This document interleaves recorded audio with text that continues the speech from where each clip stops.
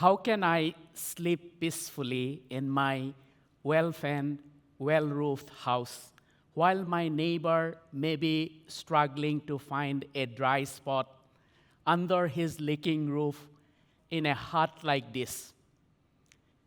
This question haunted me one rainy summer night as I lay in bed in my ancestral home in Bornagaon, a village in the state of Assam, India. As an economics professor, born and raised in a remote rural community in India, I often ponder over the disparities in economic well-being and opportunities. My childhood village was plagued by systemic deprivations: no safe drinking water, no electricity, no good schools, no good health care, and no decent roads. Over the past 2 decades or so, however, Bornagaon has seen significant economic progress. Some residents, including my own family, now have well-built houses, electricity, and even motorcycles or cars. Access to education and healthcare has improved. Roads are now better. Yet, despite this progress, some families remain trapped in poverty, with their economic situation either stagnant or worsening. On that summer night in 2016, I could not rest in my well-ventilated, comfortable room. How could I, knowing that my neighbors suffered? From this nagging question, the Good Neighbor Initiative was born. This initiative aimed to mobilize neighbors to share their excess resources, fostering a compassionate human community. This was not an organization, but a concept, a call to inspire people to create a more caring neighborhood through sharing. Typically, my visit to my ancestral home are short, so I do not get to witness the struggle of everyone in the village. But in 2016-17, I took a faculty development leave from my university to teach at the Indian Institute of Technology, Guwahati, a premier higher education institution about an hour's drive from our home. This leave allowed me to spend more time in Bornagaon and engage with the people there. After that sleepless night, I began talking to the villagers. Those who had found prosperity seemed indifferent to the struggle of their less fortunate neighbors, while those in need appeared helpless and despondent. This was not the village I remembered from my childhood. Despite hardship back then, people supported each other wholeheartedly, sharing their time and other resources with little expectations in return. The spirit of community and mutual care made those times special. Determined to address the growing inequality and lack of empathy, I organized a meeting with the villagers with the help of a non-governmental organization called Nagaon Gaon Unnayan Porishod, literally translated Nagaon Village Development Council. I wanted to know if the concerns that kept me awake at night were shared by the wealthier members of the community, and to explore solutions so that no one had to sleep under a leaky roof or in a house with no windows. During our discussion, we realized that the problem was not always about lack of resources. Specific circumstances like aging, single-family household, or mental or physical disabilities often prevented people from creating a safe and comfortable living condition.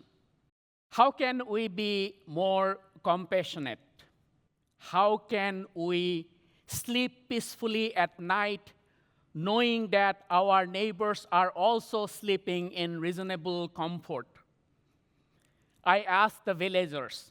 Some suggested offering financial assistance so that those who need help can buy materials and hire help for repairs. Others propose seeking help from the government programs and alerting the government officials to the plight of our neighbors. Despite these suggestions, I felt unsettled. These solutions were practical, but seemed to miss the heart of the matter. What kept me awake at night was not finding market-based or governmental fixes, but the lack of empathy for the neighbors. The issue was deeper than just addressing the physical needs. It was about fostering a genuine sense of community and compassion. Around that time, I was studying sharing economy, where people turn their excess resources like vehicles, houses, or rooms into income. Companies like Uber, Airbnb have thrived on this idea by converting idle assets into a revenue stream. This led me consider how we could apply these sharing economy principles in our village. Here, excess resources could range from vehicles and spaces to unutilized books, materials like bamboo, or even time.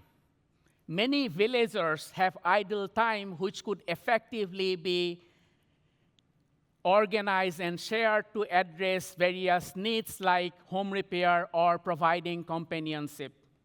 Inspired by this idea, I saw an opportunity to strengthen our community by utilizing our unused resources, not just for financial gain, but to foster empathy.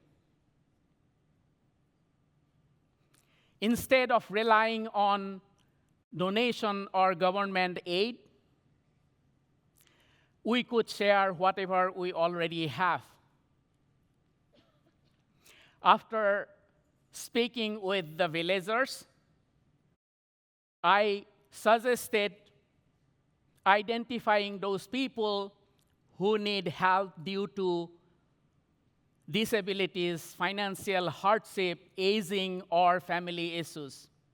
By using our excess resources to address their needs, we could demonstrate genuine care and compassion, something money alone cannot achieve. With some persuasion, the villagers agreed to the Good Neighbor initiative. We started by identifying families needing help with building or repairing their houses, a task that fit well within the villager's skill set. We found 7 families in urgent need of better housing and planned to build simple one-room houses for them, each measuring 12 by 18 feet with a 4-foot veranda. Instead of bamboo posts, which were not durable, we chose to use 4 concrete posts for each house. The roof would have bamboo frames supporting corrugated iron sheets, and the walls would be made of bamboo thatches plastered with mud, a traditional method in Assam. Our first project was scheduled for January 26, 2017, for a family where the husband had mental disabilities. The night before, we held a meeting to finalize our plan. The neighbors agreed to bring whatever excess materials they had and gather at 8 a.m. in the morning. Since it was the Republic Day, a national holiday in India, most people were available to help. With a shared goal, we aimed to build a community where neighbors support each other, fostering empathy and solidarity that goes beyond financial help. During the meeting, someone suggested arranging lunch for everyone while they work. This idea was quickly embraced by everyone, and they volunteered to contribute various ingredients for the meal. Shared meals have always brought communities together, and this edition felt like a perfect way to strengthen our bond on that day. The next morning, I arrived in the neighborhood at 7:30 in the morning. On the way, I met my uncle, who expressed doubt about this project. He believed that the villagers lacked empathy, pointing to previous social projects which had failed for the same reason.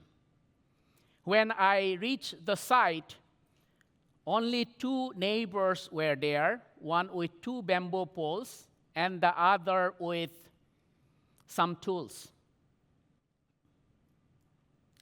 The concrete post and the corrugated iron seats, which I purchased for 7,000 Indian rupee, which was slightly above $100, were already on site. As I waited for others to arrive, I chatted with the neighbors and the family we were helping. Gradually, the villagers started to trickle in, and by 8:30, about 50 men were there. We began by tearing down the old structure and preparing for the new one. Meanwhile, the women from the neighborhood started preparing the meal at a neighbor's house. As the day progressed, more people showed up, some coming from different parts of the village. By the time we paused for a late lunch, much of the work was already done. The communal meal brought everyone together, regardless of their economic differences, fostering a sense of unity. By the end of the day, most major tasks were completed, and the family had a new home. We left the plastering of the wall to the family, but they were happy that 80% of the work was already done in just one day. The success of the first house sparked an excitement among the villagers. And over the next 2 months, until the sowing season started in April, we built one house almost every weekend. The spirit of camaraderie grew stronger, drawing the neighbors closer together. Even the people who had moved to cities, they returned to the village to participate in the Good Neighbor initiative, eager to help. Our efforts soon attracted attention from the neighboring villages. People came to see our projects and expressed an interest in replicating the model in their own communities. Inspired by our success, They also wanted to bring the same sense of unity and support to their villages. In the following years, we continued building new homes. While this movement has not yet become widespread, it has reached to other places, even in modified form. That gives me comfort. It shows that empathy and compassion can flourish alongside rapid economic growth.